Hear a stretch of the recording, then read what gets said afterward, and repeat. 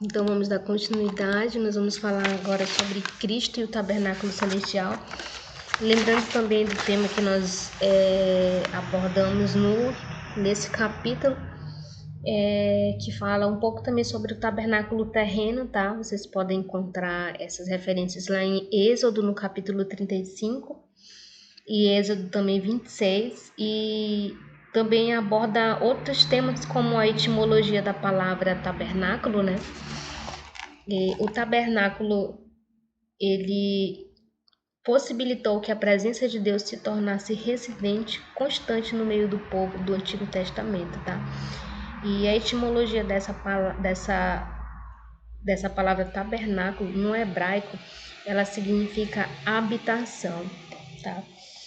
E aí vai abordar também um pouco sobre os títulos do tabernáculo, os lugares por onde o tabernáculo passou, a história de Bazaleel, o ato do tabernáculo, o lugar santo e o santo dos santos no tabernáculo, os materiais do tabernáculo, as cores do tabernáculo, né? Enfim, mobílias do ato do tabernáculo, né? Que é o altar do holocausto, a pia, a mobília do lugar santo do tabernáculo, e o único móvel do santo dos santos do tabernáculo, que é a Arca da Aliança também, que tudo isso traz uma simbologia, né, para os nossos tempos atuais. Então, que você possa também dar uma pesquisada nesse tema, mas vamos dar prosseguimento falando acerca de Cristo e o tabernáculo celestial, tá?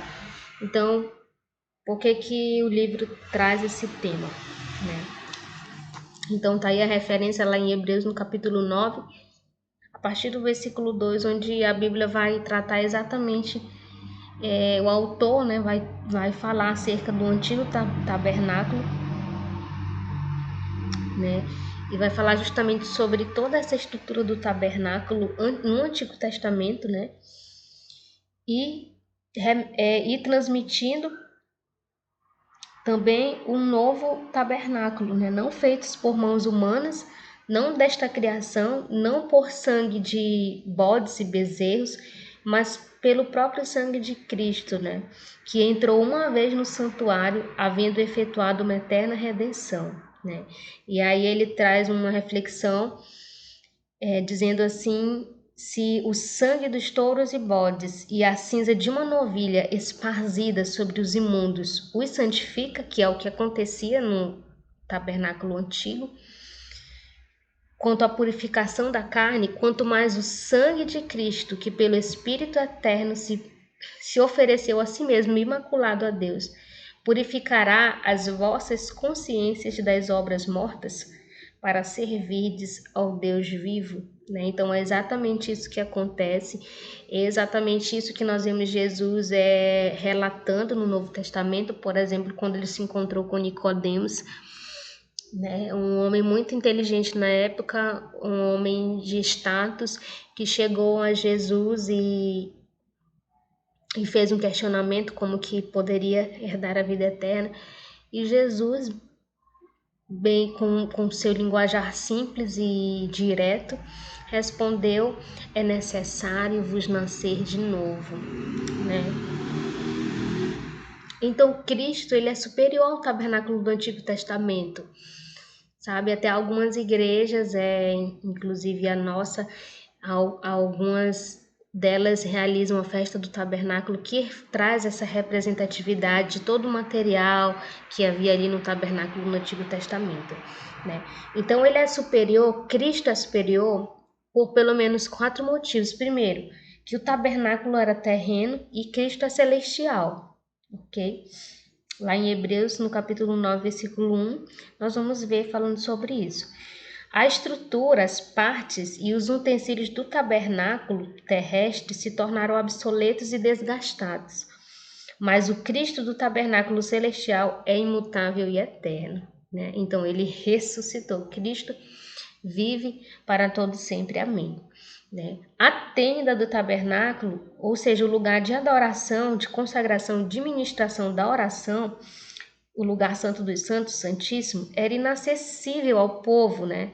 Então, quando você for ver e fazer a leitura dessa referência lá em Hebreus, no capítulo 9, você vai ver que apenas o sumo sacerdote, uma vez por ano, poderia entrar no Santo dos Santos, para que pudesse estar ali acessível a Deus, para que ele pudesse ouvir a voz de Deus e receber a direção de Deus, né? Mas através de Cristo não, esse cenário mudou.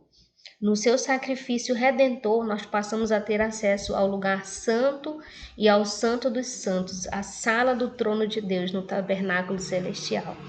Independentemente da nossa ascendência tribal, ou seja, da nossa origem, né? A palavra nos garante que nós temos esse acesso agora com ousadia pela fé. Em Hebreus, no capítulo 10, a Bíblia vai declarar sobre isso, né? Então, que nós possamos ter essa ousadia. A Bíblia fala em ousadia, em sermos valentes para conquistar, para a conquista do reino, né? Para permanência, constância, perseverança na presença de Deus, na sua palavra, tendo verdadeiramente no nosso coração o objetivo de estar com Ele em todo o tempo, tá? E a quarta são as cerimônias que eram realizadas no tabernáculo, que eram cerimônias realizadas por homens, representando algo maior, né? Que é a obra de Cristo, o sumo sacerdote celestial no tabernáculo eterno, né? Hebreus 9, no capítulo 6 e no capítulo 7. Deixa eu dar uma volta aqui. Cristo e o sacrifício superior. Então, nós vemos sobre o tabernáculo terreno e o tabernáculo celestial, e também no ritual do tabernáculo havia os sacrifícios, né? Então, nós vamos falar agora um pouco sobre o sacrifício, né? E aí tá o versículo para vocês darem uma lida lá em Hebreus, no capítulo 9, 23, né? Que vai falar justamente sobre o sacrifício, ok? E lembrando, entendendo o sacrifício terreno, tendo uma visão geral, grande parte das religiões antigas que antecederam a Cristo, o principal instrumento de louvor era o sacrifício feito com o intuito de aproximação da divindade, né? Então, algo que sinalizava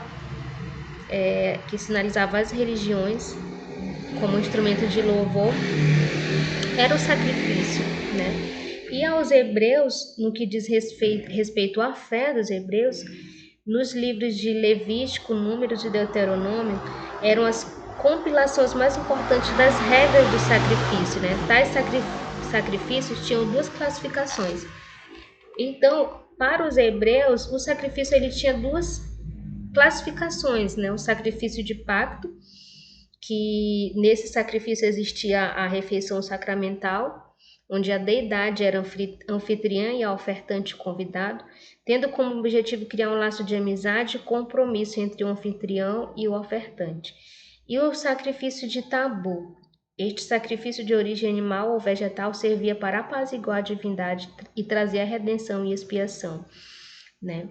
Os materiais para este sacrifício poderiam ser de propriedade doméstica ou agrícola, né? Animais silvestres, por exemplo, não poderiam ser usados nem vegetais que crescem de forma silvestre, fora do cultivo humano. Esse sacrifício necessitava de toque pessoal, tá? Então, vocês vão ver também aqui no capítulo alguns materiais que eram empregados no sacrifício também, ok? E também alguns sacrifícios e ofertas no Antigo Testamento, tá? Cristo, o Cordeiro sacrificado pelos pecados, tá? Jesus, os seus discípulos e os cristãos primitivos, vivendo ainda no contexto judaico, observavam alguns rituais sacrificiais, né? Cristo ordenou aos leprosos que haviam sido purificados que cumprissem as leis sacrificiais. Está registrado em Mateus, no capítulo 8, versículo 4. Os romanos destruíram Jerusalém em 70 depois de Cristo e com a cidade também o sistema sacrificial dos judeus. Tal sistema não foi restaurado e os cristãos passaram a considerar o sacrifício de sangue de Jesus como o cumprimento oficial de todos os ritos, tipos e sombras do antigo sistema.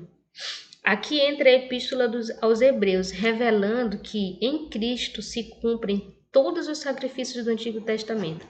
Isto faz de Cristo o sacrifício superior, né? Então lembra aqui que nós vimos que ele é o santuário eterno, a aliança eterna, ele é o santuário celestial e é o sacrifício superior. Então essa obra foi realizada por Cristo.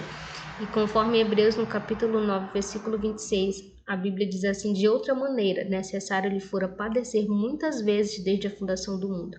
Mas agora, na consumação do século, uma vez se manifestou para aniquilar o pecado pelo sacrifício de si mesmo, né?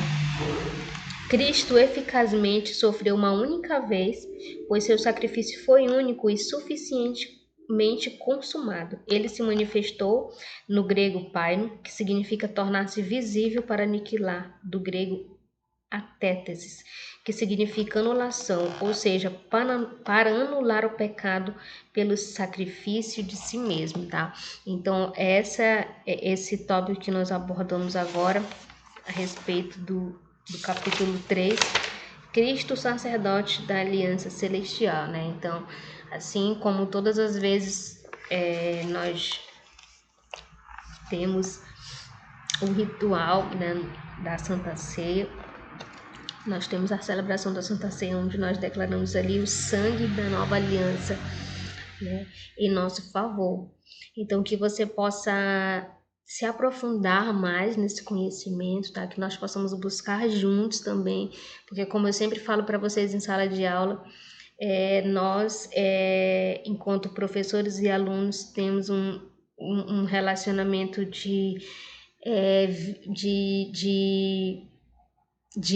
vai e volta. Então, à medida que eu estou transmitindo conhecimento para vocês, eu estou buscando mais conhecimento, estou aprendendo com vocês, e assim também, à medida que vocês me passam conhecimento, eu estou aprendendo com vocês, e à medida que eu passo o meu conhecimento que eu tenho, né, aquilo que tem disponível a mim, que cabe a mim conhecer, né, que cabe ao meu esforço, eu estou buscando conhecer a cada dia mais e mais, né, em bibliografias, em textos, e na ferramenta principal, que é a nossa ferramenta como cristão, como teólogo, como estudantes verdadeiramente das Escrituras, a Bíblia Sagrada, ok? Então, que você possa continuar na busca do seu conhecimento, buscando outras ferramentas que possam te auxiliar para poder obter a compreensão de tudo que nós estamos estudando, ok? Então, que Deus abençoe a cada um de vocês, e nós temos mais uma aula, então